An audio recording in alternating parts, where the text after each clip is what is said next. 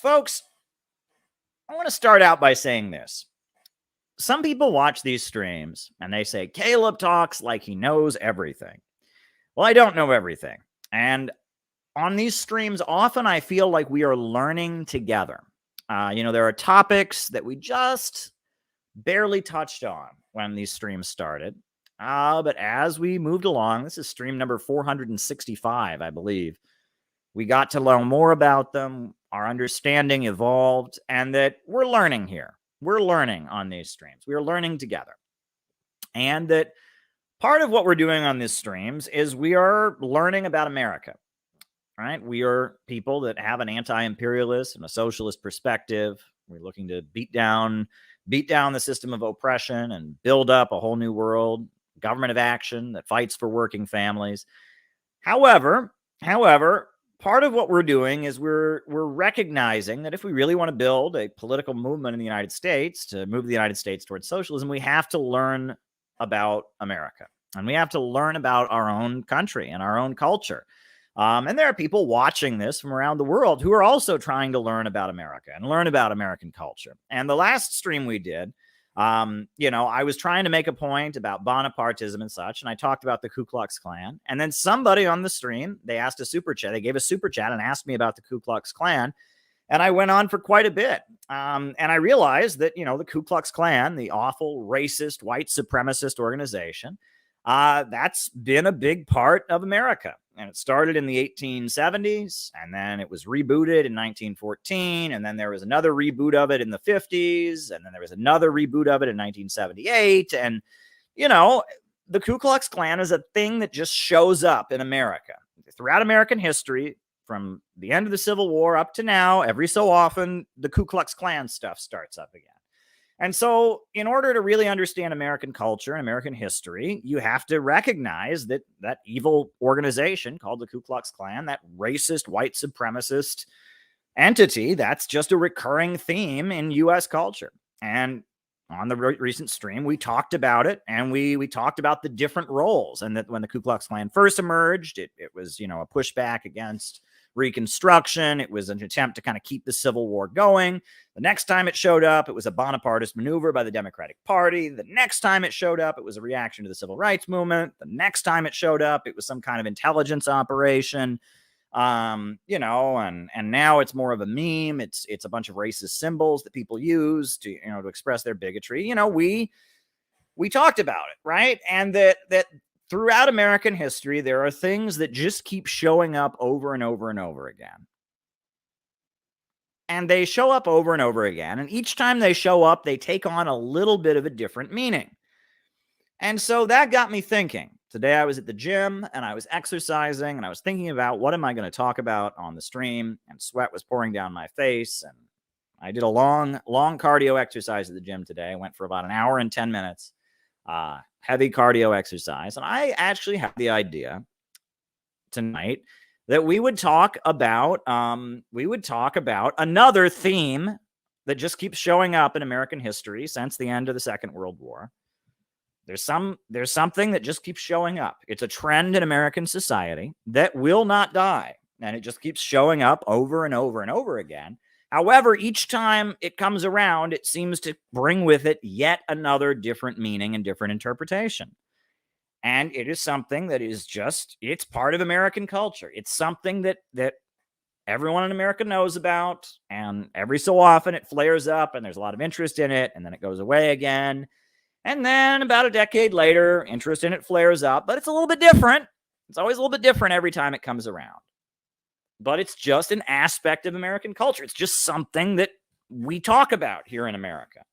And they have it in other countries too. I mean, there's different, global interpretations. But in America, what I'm about to talk to you about, can anyone guess what it is? I'm going to talk about a trend in U.S. popular culture, a trend among Americans that has just kind of kept floating around in U.S. society, taking on different meanings and different contexts, but it's just a recurring theme in American culture.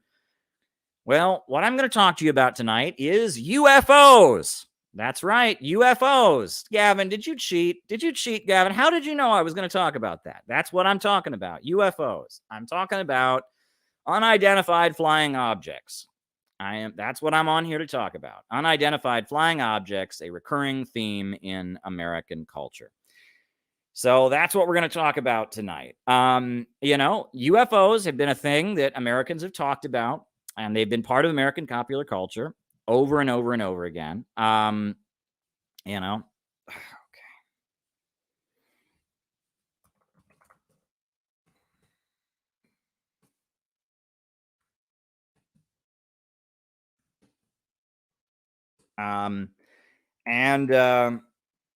There you go. There you go. So we're going to talk about it.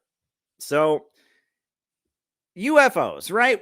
People say, where does the UFO thing start, right? All throughout history, people have looked up at the sky and seen things they don't know what they are, right? There's nothing particularly new about that. The Quran, I believe, references flying discs. There's passages in the Bible that people say are about UFOs. There's all kinds of ancient civilizations that have seen stuff in the sky. They don't know what it is. This is a recurring theme, right? It's a recurring theme throughout human history. So you can't really say where it started. But the American UFO culture, right? The American UFO culture all traces back to July 8th, 1947. July 8th, 1947, the U.S. Air Force put out a statement saying that it was the Roswell Army Airfield, put out a statement July 8th, 1947, saying that they had recovered a, quote, flying disc. And then they retracted their statement afterwards and said it was a weather balloon. And that was really the beginning of the UFO craze in American culture. And it's very interesting. So all that happened was there was an Army airfield base. They made a public statement. We have picked up a flying disc. We've picked up a flying disc, and then after that, they came back and said, no, it was a weather balloon. And that was the beginning of UFO culture. And there was all this, and after that, all throughout the United States, people started saying they saw flying saucers. And that became the theme in American culture. Flying saucers, right? UFO just means unidentified flying object. But ever since then, Americans have claimed that they've seen flying saucers, have talked about it. Now, what's interesting is nobody necessarily said these things were aliens. Nobody. In the U.S. military, when they recovered this flying disc and then they retracted it, no point did they say it was aliens. Nobody ever said they were aliens. No one ever said that. The unidentified flying object, UFO, just means that. It just means UFO. That's all it means. It could be anything.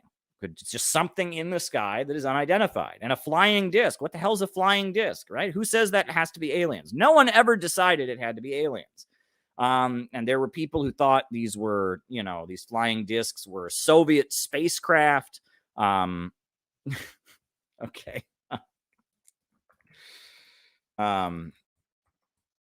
People thought they were Soviet spacecraft. The Soviet Union had sent them over. It was the beginning of a nuclear war. The Cold War had just started, 1947. There were people who thought it was all kinds of different things. There were all kinds of theories about what they were. But starting after July 8th, 1947, all of a sudden, everywhere in the United States, people started seeing these flying saucers and claiming that they'd seen them.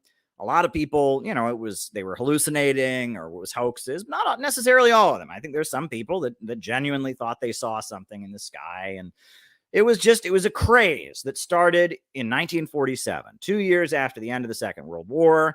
All over the United States, people started claiming they saw UFOs. So much so that there was actually a country bluegrass song that was a hit at the time that talked about it. And I actually found a non-copyrighted version. This was a hit song in 1947 that people played on the radio. And it was about the flying saucer UFO phenomenon that all over the country in 1947, people started seeing and claiming they saw flying saucers.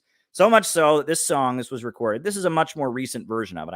I couldn't play the original one because it's copyrighted. So I found a performance of it by some guy So here is some guy performing the hit song from 1947 called Flying Saucers. I have a slide. You better pray to the Lord when you see those flying saucers. It might be the coming of Judgment Day. It's a sign, there's no doubt of the trouble that's about. So I say, my friend, you better start to pray. When you see your saucer fly like you're coming through the sky, you should realize the price you'll have to pay. You better pray to the Lord when you see those flying saucers. Might be the coming of Judgment Day. Now many people think the saucers might be someone's foolish dream. Maybe they were sent down here from Mars. If you just stop and think, you realize that's what it means. They're more than atom bombs, they're falling stars. And though the war may be through, there's regrets and trouble brewing, and those flying saucers may be just a sign that if peace doesn't come, it'll be the end of some. So repent today, you're running out of time. They're a terrifying sight as they fly on day and night. It's a warning that we'd better mend our ways. You better pray to the Lord when you see the flying saucers. Might be the coming of the Judgment Day. Get your thoughts.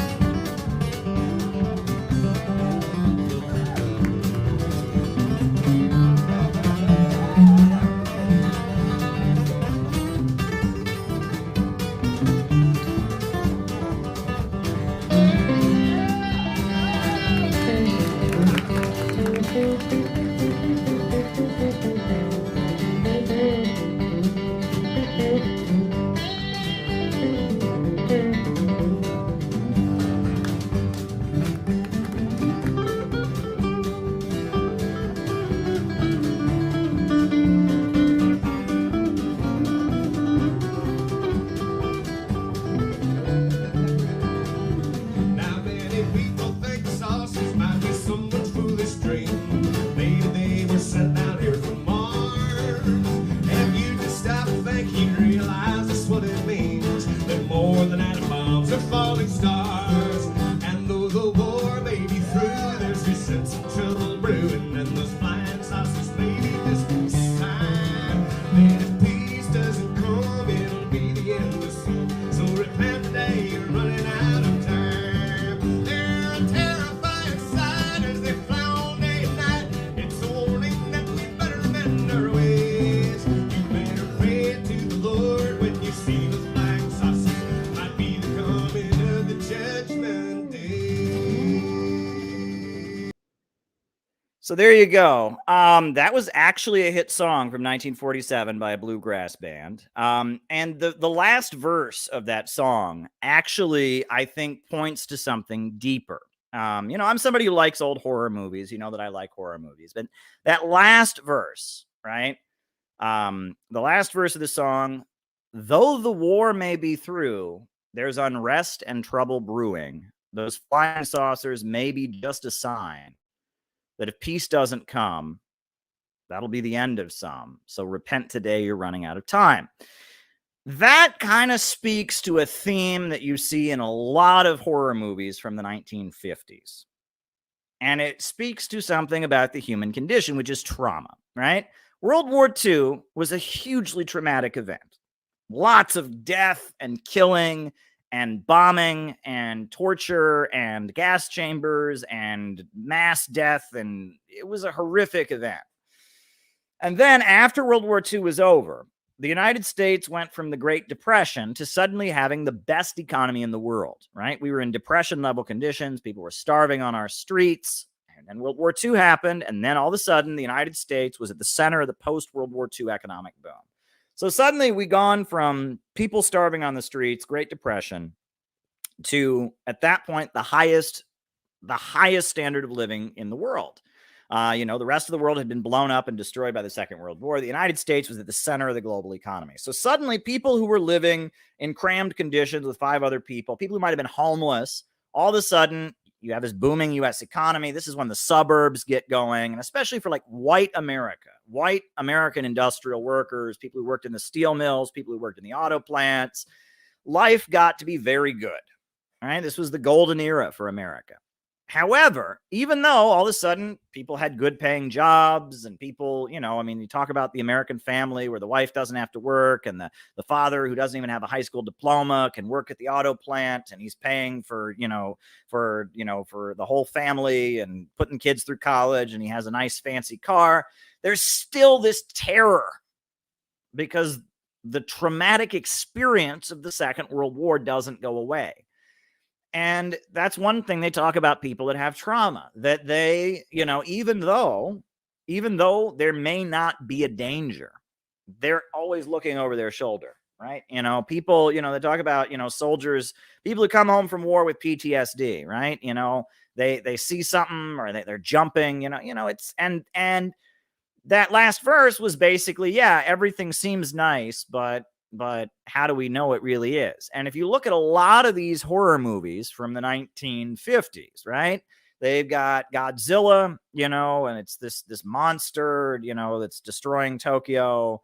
And, you know, they've got a giant ant that's attacking a city, and they've got a giant, they got all kinds of different giant species like destroying cities, right? That's a big theme in horror movies from the 1950s.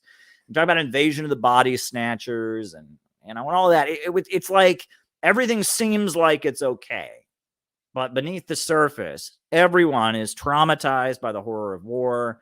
Everyone is still on edge and nervous. And the flying saucer thing, the fact that all these people are seeing flying saucers, right? They think that there's something in the sky and maybe it's the Soviet Union or it's communists or whatever.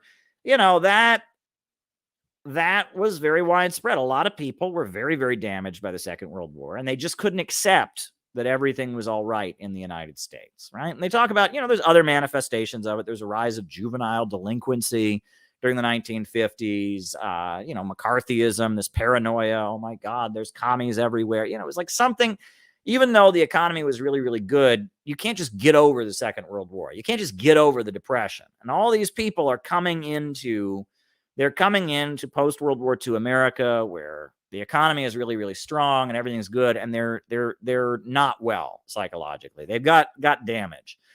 What's interesting is that nobody ever said, I mean, obviously people did say, but, you know, there's nothing intrinsic in the Roswell incident of 1947, July 8th, 1947. There's nothing in there that says aliens. Nothing. I mean, there's nothing about that incident. You know, they put up a statement, they've retracted, they've got a flying disc, and then they say, oh, no, it wasn't. It was a weather balloon. And that's the end of the story. There's nothing in there about aliens. But Hollywood picked up on the idea that UFOs mean aliens. That became a big Hollywood thing. And so starting the 1950s, Hollywood picked up on that. And suddenly there's science fiction movie after science fiction movie where UFO flying saucers must be aliens. And that suddenly became how the conversation shifted. And that was never an intrinsic part of it. You heard that song. A lot of those people thought they were angels coming because of the end times. A lot of people thought they were demons from hell. A lot of people thought they were Russians. They're Russian communists, you know, with like spy planes to figure out where to drop the nukes. People thought that all kinds of different theories about what they were. However, 1947, you have the incident. And then after that, Hollywood and television decided UFOs equal aliens. And it got just kind of drummed into our culture that no, if someone believes in UFOs, they mean aliens. They mean little green men from space. That's what UFOs are. And that was very much, that comes from Hollywood. And that comes from the media. And that does not come from any of the stuff that happened. None of these people that were looking up in the sky and saying that were necessarily saying they were aliens. All these people in 1947 were seeing flying saucers. They didn't know what they were. And then the media decided it must be aliens. And aliens sounds pretty silly. And so everyone just kind of made a joke out of it. And we all kind of moved on. And then, you know, it was something in the 1950s, you know, the Twilight Zone and television shows. There are all kinds of movies about men from outer space. There's actually one movie that's a UFO movie from the 1950s that is pretty good. It's called The Day the Earth Stood Still. And it's a movie that is about the danger of nuclear war.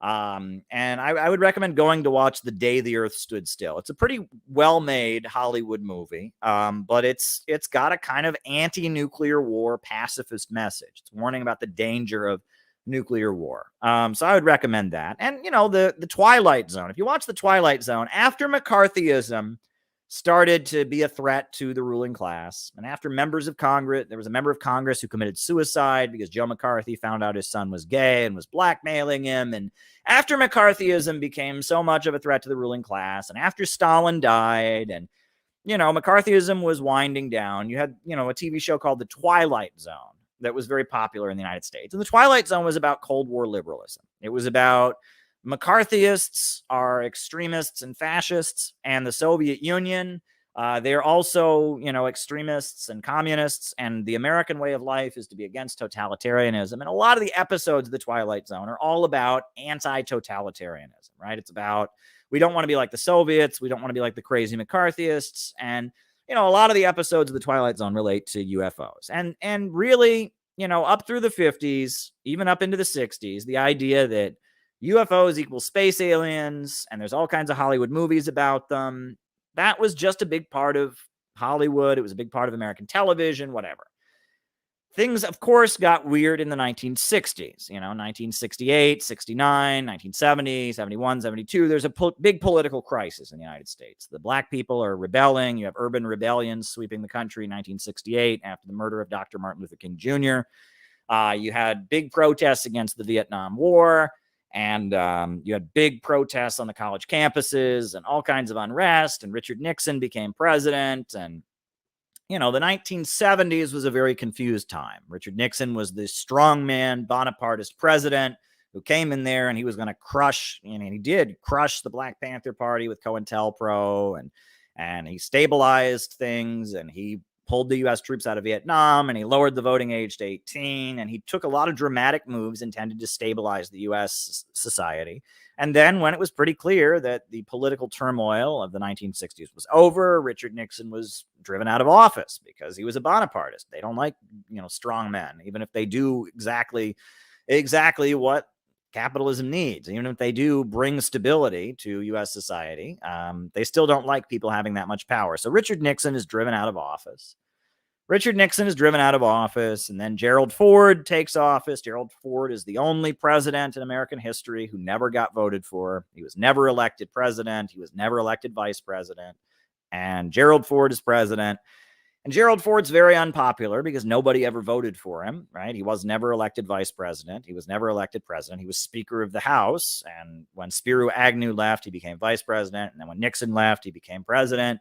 Gerald Ford was president. He was not very popular. Everyone was making fun of him because he was a little bit of a klutz and he would trip and fall down and stuff. So coming out of the 1960s, you know, we had Nixon, we had Gerald Ford, but then out of nowhere, we got the new incarnation of the new left, right? The Democratic Party had gone through all kinds of wild reinventions of itself during the 1960s. It was now no longer the party of labor unions. It was no longer the party of Roosevelt. Now it was a new left political party. It was all about environmentalism and counterculture and all of that. So, of course, they need a new face for the Democratic Party. And this individual has emerged to become the governor of Georgia, famous peanut farmer, Jimmy Carter. Jimmy Carter emerges. So Jimmy Carter, 1976, no one had ever heard of him. He kind of came out of nowhere. And he was this new superstar of the Democratic Party. Jimmy Carter, a peanut farmer from Georgia. But one thing that was all over the news when Jimmy Carter was running for president is that Jimmy Carter claimed he had a UFO experience. And this is the actual voice of Jimmy Carter while he was running for president. He gave interviews about the fact, and it was just a big part of his campaign, that he had seen a UFO and that when he got elected, he was going to reveal all the government secrets about UFOs. This is Jimmy Carter. And I was in a small South Georgia town one night outside the schoolhouse waiting to eat supper and to talk to them. And all of us, there were 26 men, I believe, if I remember right, all of us saw a very bright light in the western sky. and it was bright enough to attract our attention, much brighter than a star. And it got closer and closer, and then it seemed to stop in its proximity to us. And then the color of it changed from white to blue to red. And it stayed there for a while. All of us were aghast at what we were seeing, couldn't figure it out. And then the light, that's all we could see, not a solid object, the light then slowly disappeared back into the direction from which it came. So Jimmy Carter, like a big part of his campaign was that he had seen a UFO, he believed in UFOs, and when he got elected, Jimmy Carter was going to reveal all the government secrets. He was going to declassify everything and tell everyone about UFOs. Seriously, this was a big part of Jimmy Carter's, his presidency. However, when he got elected, suddenly he forgot all about that. Never said anything about it after that. But a lot of like hippie kind of people, counterculture people, thought Jimmy Carter was pretty cool because he believed in UFOs. They thought he was a very, very cool guy. And that was part of his selling campaign. Is he was a hippie. He was like a hip young guy. He'd seen UFOs, man. Vote for Jimmy Carter, man. He saw some UFOs. I bet he's even smoked some weed. It was like a selling point. And of course, when he got elected, he forgot all about it.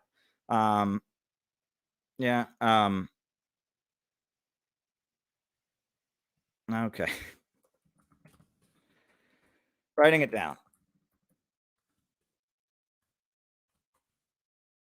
Okay.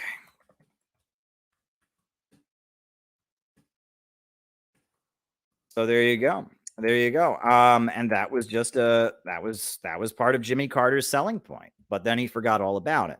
However, there's another very important side of this UFO thing that a lot of people don't know about, which is that the Nation of Islam, that's the religion of Malcolm X, that UFOs are a very big part of their religion. Now, many people do not realize this, but during the Second World War, it was after the Second World War, Elijah Muhammad was confronted with the question of how will the white man be defeated, right? Because the Nation of Islam, their belief is that, there's like a historical rotation going on, and that starting in a certain year, it is now the time for the black man to be the leader of the world, right? That the white man was supposed to lead at this point, but then starting in a certain year, the black man will become the new ruler of the world, the new leader. And so after World War II, there became a little bit of a problem. There became a little bit of a problem because the fact that the white man had the atomic bomb.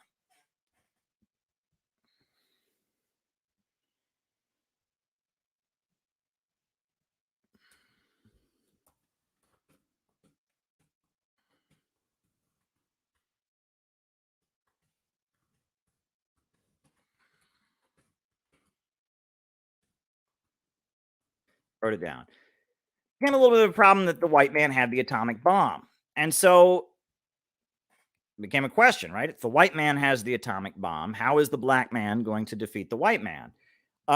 It was a big problem. So Elijah Muhammad, when the whole UFO thing started in 1947, Elijah Muhammad said these were, he called them mother wheels sent by God to defeat the white man. And Minister Louis Farrakhan, the leader of the Nation of Islam now, he has talked at great length about what he believes UFOs are. And I have a lot of respect for Minister Farrakhan. He's an anti-imperialist. He is very, very solid. He was marching against the bombing of Libya. And, he's an important leader of the black community. And he is an anti-imperialist, pro-Cuba, pro-China, pro-Venezuela. And there are many, many lectures on the internet by Minister Louis Farrakhan about what he believes about UFOs. So I thought I might play one for you. The Honorable Elijah Muhammad told us of a giant mothership that is made like the universe, a sphere and spheres within spheres. The white folk call them unidentified flying objects. He's coming out with a movie to let you know what's about to come down, but he put it in film. And I said, I'm not going to let him give you a false version. I'm going to tell you what the real deal is so that you're not going to be tricked. This is no dudes from out in Mars. No.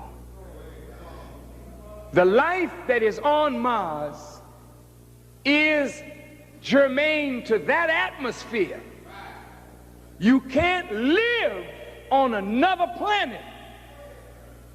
The water is different, the atmosphere is different, the vegetation is different. You are born of this atmosphere, this water, this vegetation, and this is the only planet you can survive on. You can visit those planets in a contraption, but don't come out.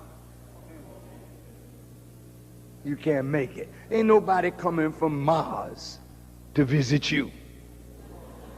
They want to give the credit to some Martians when it's really God and the host of his angels that have been prepared to wipe this nation from the face of the earth before the white man came into existence. Now let me tell you how it's going to be. As the Honorable Elijah Muhammad taught us. Ezekiel in the Old Testament saw wheels that looked like a cloud by day but a pillar of fire by night. That was a vision that Ezekiel had. Now that vision is reality. The Honorable Elijah Muhammad said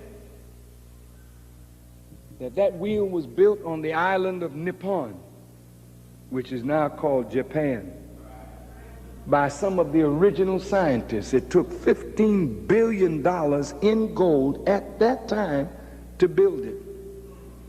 It is made of the toughest steel. America does not know yet the steel, the composition to make an instrument like it. It is a circular plane. And the Bible says of it that it never makes turns. The wheel didn't make turns. Because of its circular nature, it can stop and then shoot in all directions at thousands of miles of speed an hour. Listen now, listen. He said there are 1,500 of these small wheels in this mother wheel, which is a half a mile by a half mile. It's like a small human-built planet. Each one of these planes carry 3 bombs. The bombs that are used on these planes, and by the way, these planes are not new. Solomon said there's nothing new under the sun. They have even markings in areas of the earth where they make markings of these planes in ancient writings because they're not new to the original man. White folk ain't the first people to fly. We flew before there was a white man. You can take it or leave it. How in the world could he fly first when we the ones that gave him the mathematics on which he is flying? We were asleep to allow the new man to rule. Now look, the Honorable Elijah Muhammad said that the wheels, we had these planes thousands of years ago, and these are the planes that we use to set up mountains on the earth. So there you go. I could listen to Minister Farrakhan all day long. So I had to stop it before I got out of control. But I really love listening to Minister Farrakhan. He's a very good orator. But that's him talking about UFOs. now of course, because this is a communist stream, I would be in complete dereliction of duty if we did not talk about the very famous Trotskyite UFO cult, right? I mean, do we say cult? I don't know. You know,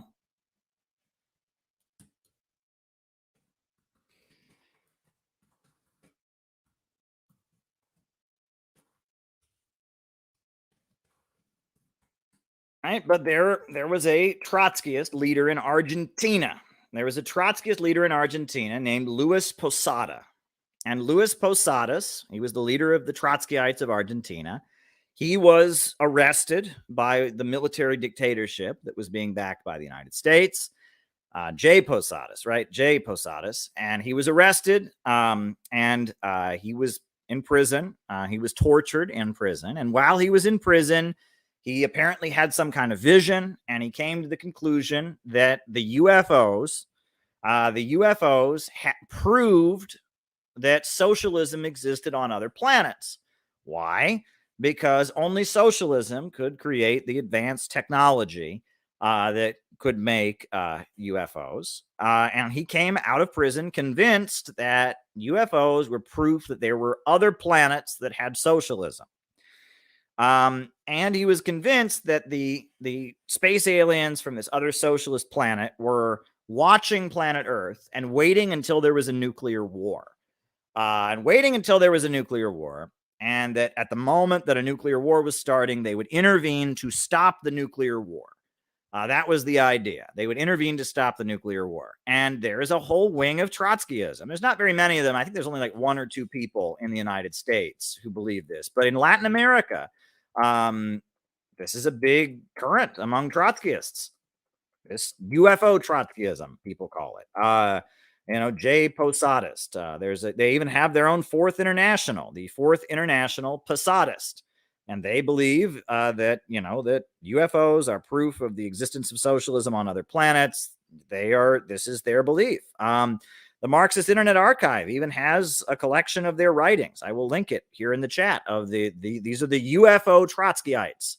Basically, it's a whole wing of global Trotskyism that is really into UFOs, right? So the big story about the Posadists is that they were in Cuba at one point. And they were in Cuba, supporting Fidel Castro. And they started attacking foreign embassies, right? They started attacking foreign embassies because they were hoping to spark the nuclear war that would make the space aliens come down. And so they got kicked out of Cuba. Cuba wasn't thrilled with that, and so it kicked them out of Cuba. But they were attacking foreign embassies in Cuba, hoping that this would spark a nuclear war between the socialist countries and the capitalist countries, at which point the space aliens would show up and save the day.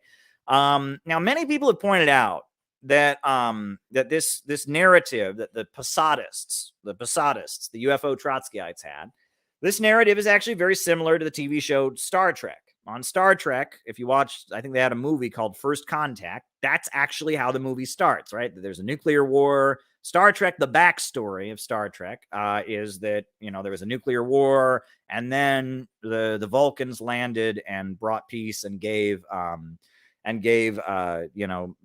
warp speed technology to the humans. And many people have pointed out that, maybe J. Posadas, Juan Posadas, maybe he actually watched Star Trek and got the idea.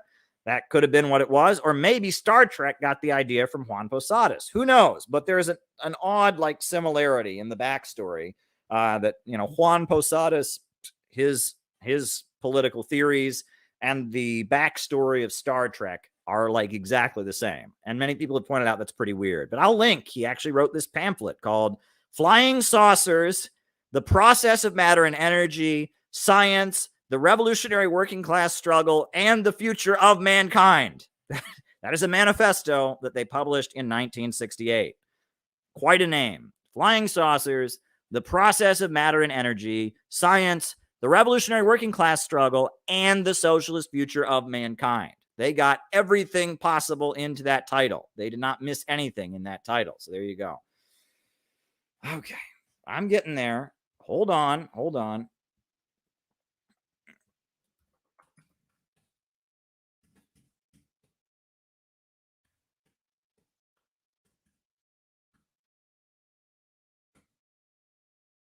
Writing it down.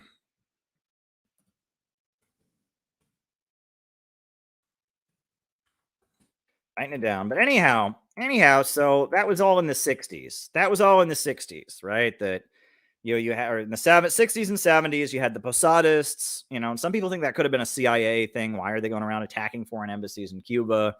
You had the Posadists, which are, they still exist. There's still people all over Latin America that are followers of this wing of UFO Trotskyism. So there's that. There's Jimmy Carter saying he believed in UFOs. But then, let's get a little closer to present day. I will never forget this. So you will recall Dennis Kucinich.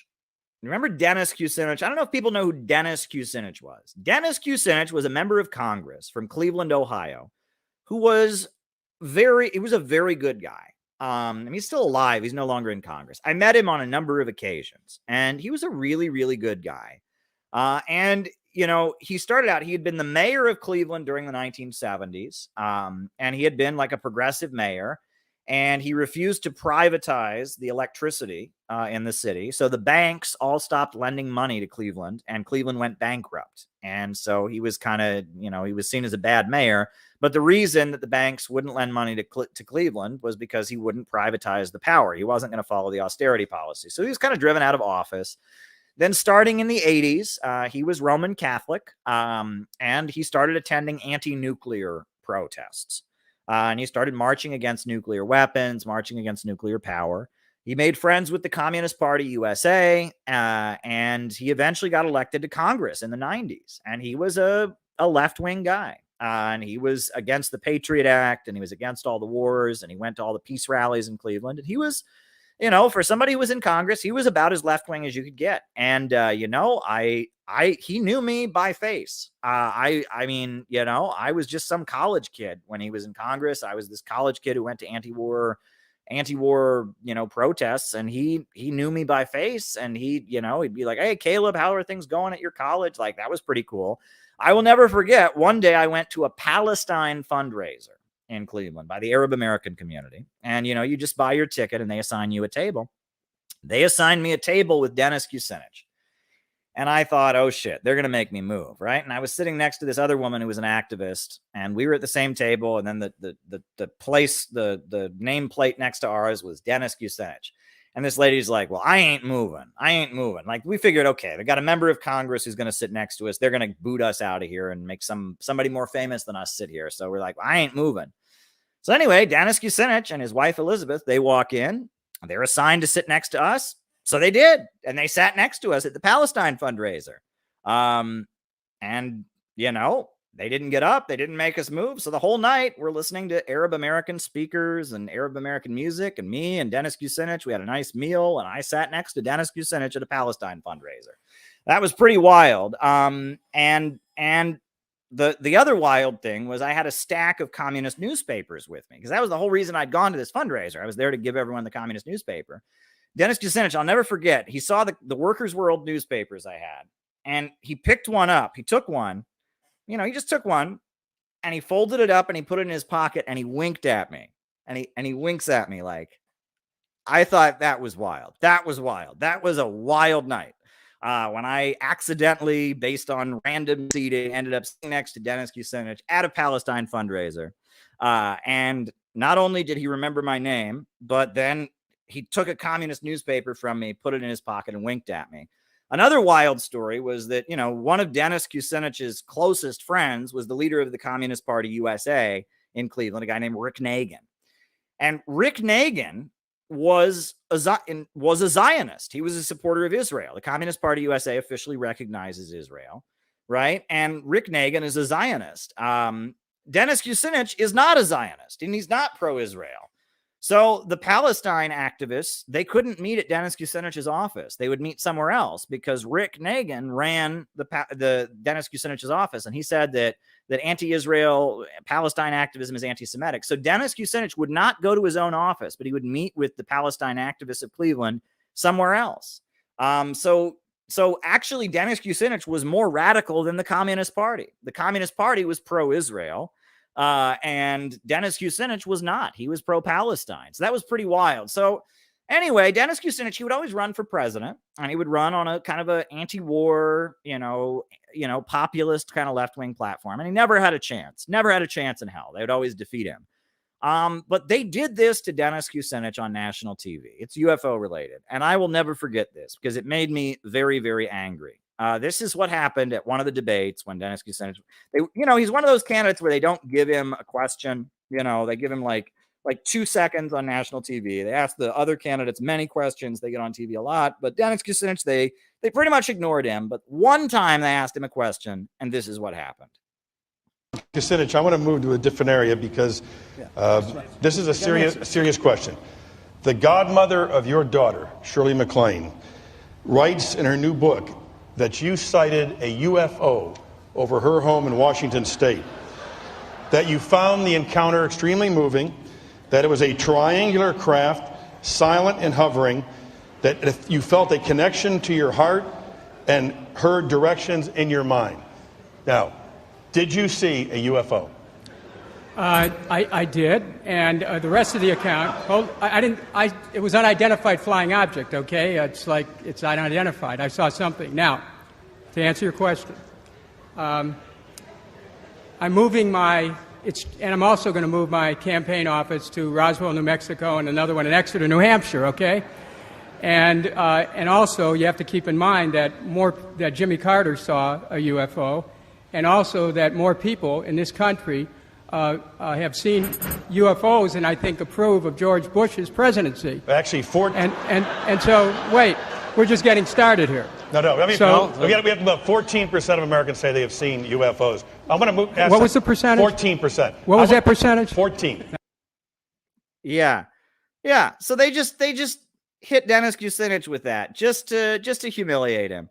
And it was just like, of all the things to ask him about on TV, the fact that his ex-wife, who he's divorced from, claims in a book that she wrote that he and her saw a UFO together. I mean, of all the questions to ask him, that was pretty clear. It's just what they did, same as what they did to Tulsi Gabbard, the same as what they do. I mean, it's the MSNBC, someone called it MSDNC. And they're exactly right? And they just hit him with this UFO issue. And it's like, and he said, well, look, I didn't know what it was. And, it just shows you how biased media can be. But here's the icing on the cake. And this is where it gets great. So you remember Barack Obama took office. Barack Obama got elected. And Barack Obama, it was this new Bush, the Bush years were over and Obama was elected and he was going to restart America's relations. About 2 years into the Obama presidency, the U.S. media hit us with this piece of crap. This piece of crap hit American media. And it was everywhere. This was everywhere. It was on The Daily Show. This was on CNN. This was on MSNBC. This was on Fox. You could not escape this. I didn't even watch much TV at the time, and I knew about this. U.S. media, 2011, around the same time Occupy Wall Street happened, 2011, U.S. media just decided they had to unload this piece of crap on us. And I found a version of it we can show. Now at 9, a new book is generating a ton of talk this morning. It says that was no UFO that crashed into Roswell, New Mexico back in 1947. Instead, the book claims it was a Soviet spy plane that came down in a storm, and it was filled with genetically engineered child-sized pilots. The book Area 51 claims Joseph Stalin was hoping the crash would set off a widespread panic in America. He apparently got the idea from Orson Welles' radio broadcast War of the Worlds. Now at 9, what do you think about this book's theory? I was right. I have to go back to what you said. I was right in there with the theory till we got to the child-sized pilot aliens. Right, exactly. And then everything kind of gets a little fishy. Yeah, it's one of those things, though. I mean, both theories are so... Anyway, yes. In 2011, there was a huge public media blitz informing us that there's this new book that's been written, that shows that the UFOs were actually from Stalin. And it was so unbelievably stupid but it was all over U.S. media that the UFOs actually came from Stalin. And this woman named Annie Jacobson, I'm going to pull up her, Annie Jacobson is the writer, right? And that she wrote this book, Area 51, An Uncensored History of America. And they, like all the mainstream media, I am convinced this book, this was like some CIA, this is some kind of psyop, because this book was everywhere. You could not escape this. It was just all over American media. And the story was, and I'll just read you, this is what Wikipedia, their summary of the book. The book, based on interviews with scientists and engineers who worked at Area 51, addresses the Roswell UFO incident and dismisses the alien story. Instead, it suggests that Joseph Mengele, the Nazi, the evil Nazi, experimenter, was recruited by Soviet leader Joseph Stalin. What? That Stalin recruited Joseph Mengele. What? To produce grotesque, child-sized aviators to be remotely piloted and landed in America to cause hysteria in the likeness of Orson Welles' 1938 radio drama, The War of the Worlds.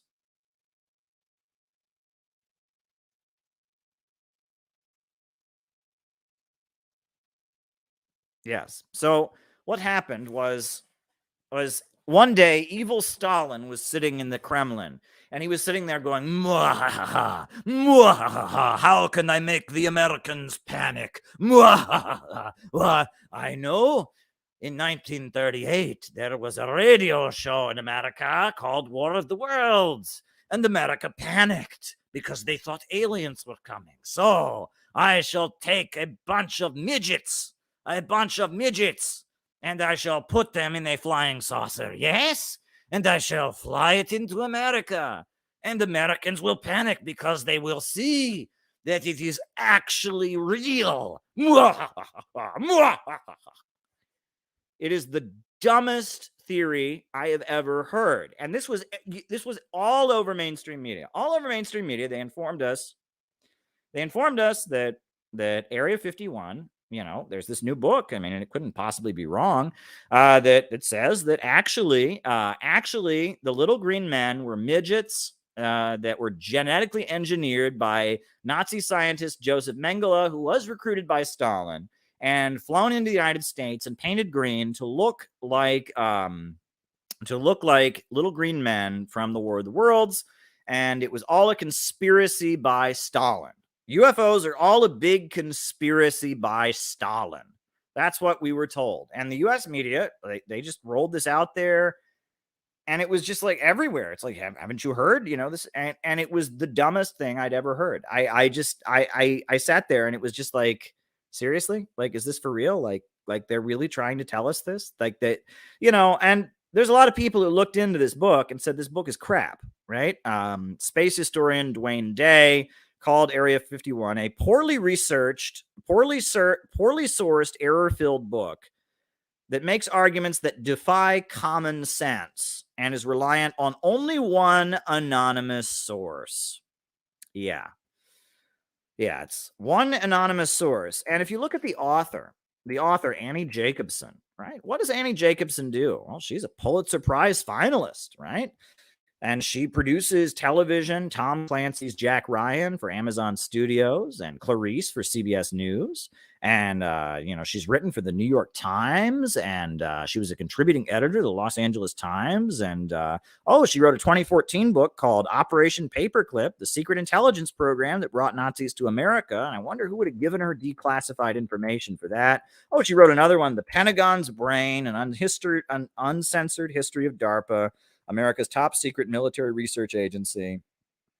Yeah. It seems pretty clear that for whatever reason, it looks like it was some kind of intelligence psyop. Annie Jacobson got assigned to tell America that UFOs actually were midgets that were genetically engineered by Stalin, who was working with Nazis. I mean, this is like, it's the dumbest thing Yeah. She's got friends on the inside, as they say, and they assigned her to write this piece of crap book. And they made sure this piece of crap book was everywhere. You could not open a newspaper or turn on the TV for like 2 weeks without hearing Annie Jacobson explaining that, that Stalin flew midgets to cause panic into America. It's unbelievable. It's unbelievable. Now, I guess I'll just end these opening remarks by saying that, Trump, the Trump administration, there were a lot of like press releases about UFOs and stuff like that. And then, again, as I started out saying, UFOs are just a part of American culture, right? It's just a part of American culture. Do we know what actually happened at, what was this flying disc? Was it actually a weather balloon, like they say? I don't know. I have no idea. And, I have no idea, but I have a feeling that, because of Hollywood, because of American movies, because of all of that, we're going to be hearing about UFOs for quite some time. It's just going to be a recurring theme in U.S. culture. I think that the 1947 incident sparked a reaction, and that was rooted in kind of the trauma of U.S. society and then later. But it also seems pretty clear that when the ruling class are fighting with each other, that's when we start hearing about UFOs again, right? In the 80s, we're all friends after 6, Ronald Reagan. We weren't hearing about him then. And that when the ruling class are fighting with each other, all of a sudden we start hearing about UFOs. And I'm not sure what that means, right? And if there's obviously a lot of classified government information, and obviously, Trump was pushing the conspiracy button quite a bit. There you go. Annie Jacobson.